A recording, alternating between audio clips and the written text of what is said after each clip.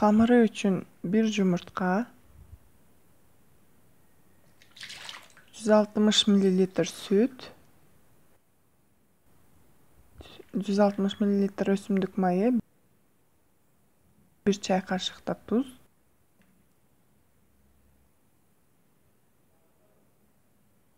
уксус,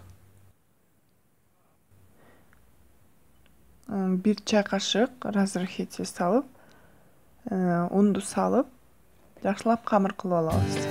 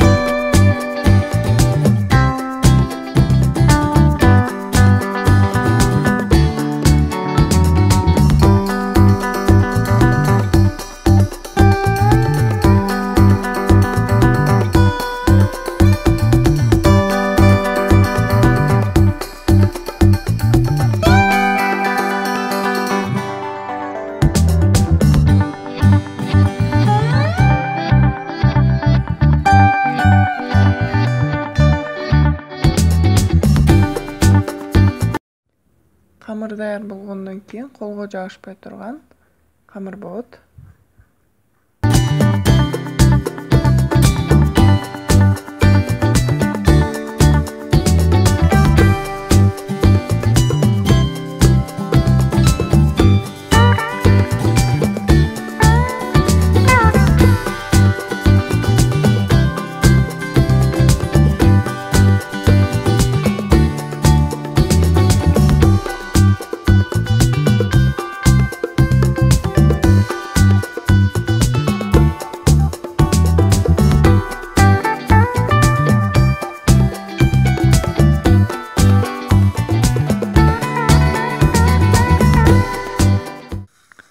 Бул бөлүнгөн камырларды пакетке ороп, холодильникте жарым саат тыныктырабыз.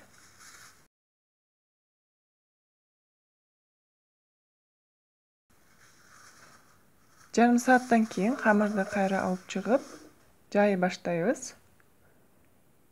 Мен баклаванын ар бир камырын өзүнчө жайып отурбайм. 21'ди 3кө бөлүп, 7-7'ден кылып жайып алам.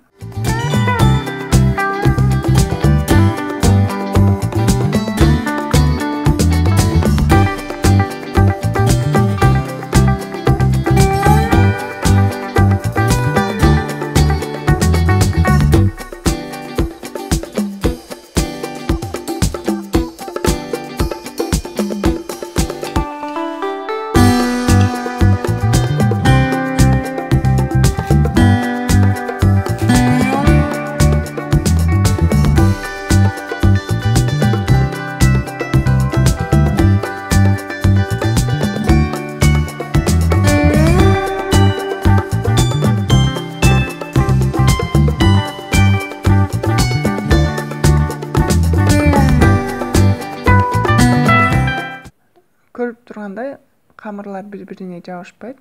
Себеби ортосунда көп крахмал бар.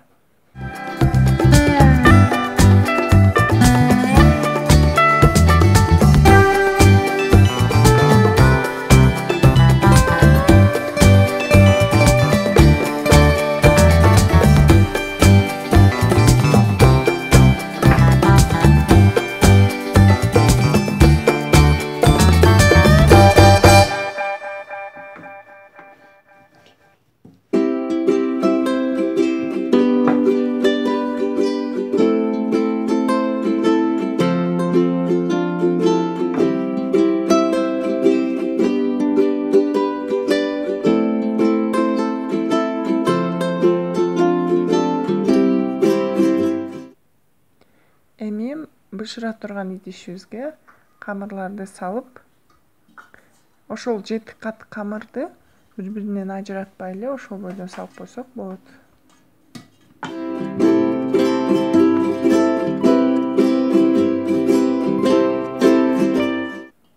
Камырды жакшылап салгандан кийин үстүнө жаңгакты салабыз.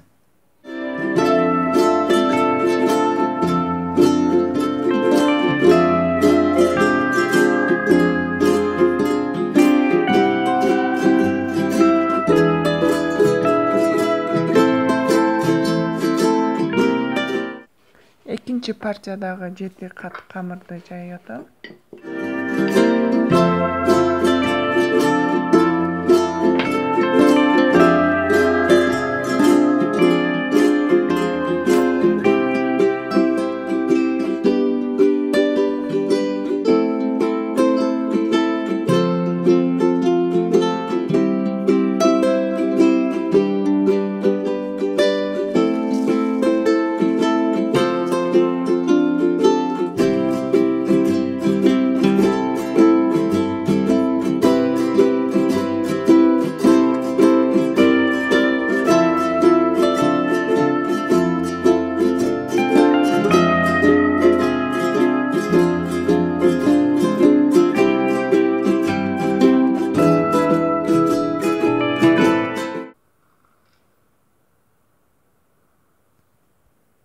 Бул эң үстүндөгү камыр боло тургандыгы үчүн эң үстүнө камырды, жакшынакай камырды алып калышыңыздар керек. Ошон үчүн мен кичинекей же бир аз туура эмес жайылган камырларды ортолоруна салып салам. Анткени эң үстүндө жакшынакай тегиз жайылган камыр болсо, баклаванын көрүнүшү да жакшы болот.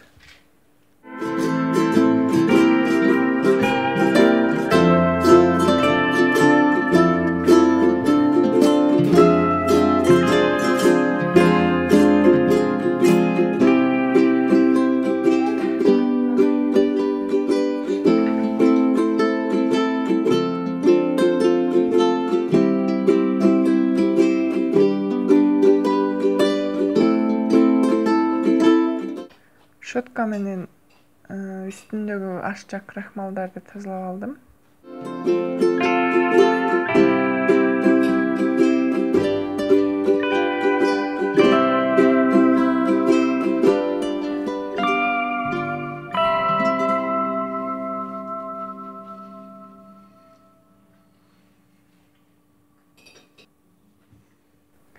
Эми баклаваны кесебиз. Каалагандай кессеңиздер болот, бирок мен ромбик кылып кескенди жакшы көрөм.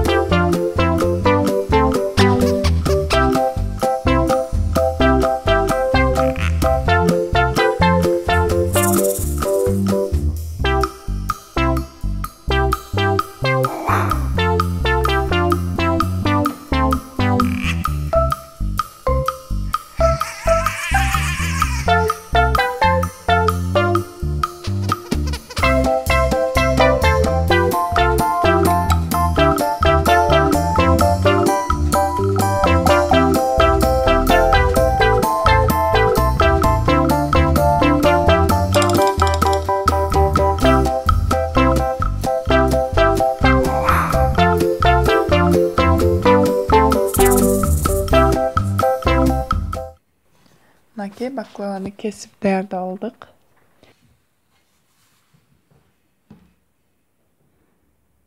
Эми бул кесилген баклаванын үстүнө сливочный маслону эритип үстүнө куябыз. Сливочный масло 300 грамм болуш керек. Анын баарын куюп салбайбыз. 200 граммыны үстүнө куябыз. Азыр духовкага салаардан алдын.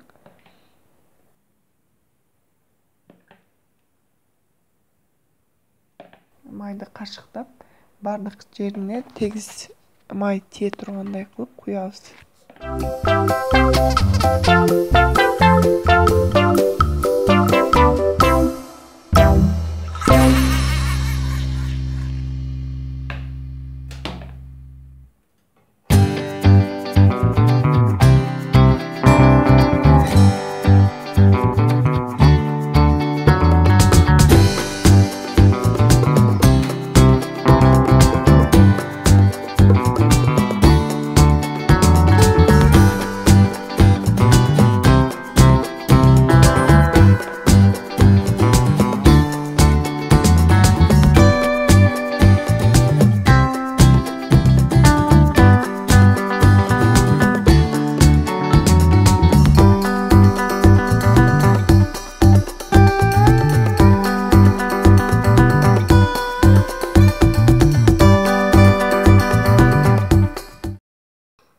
3 кружка сахарды 4 кружка суу менен кайнатабыз.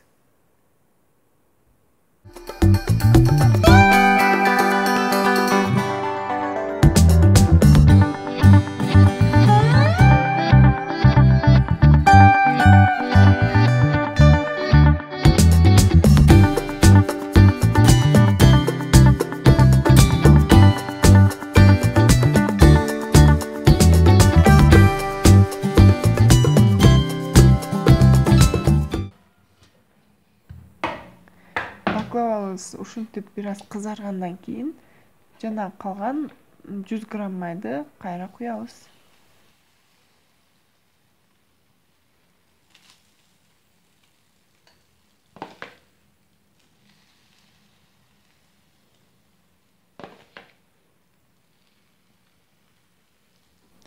Кайра толук кызарып бышканга чейин баклаваны духовкага салабыз. Мынакей баклавабыз да бышты. Эми ысык сиропту үстүнө куябыз. Сироп да баклавада ысык болуш керек.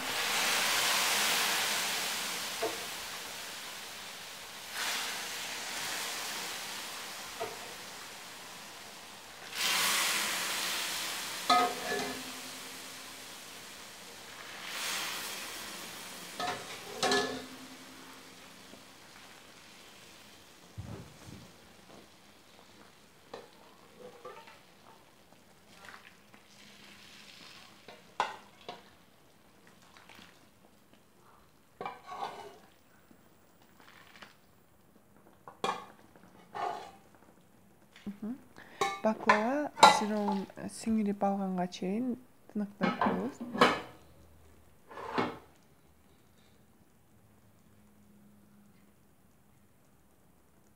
Мынакей баклавабыз да даяр.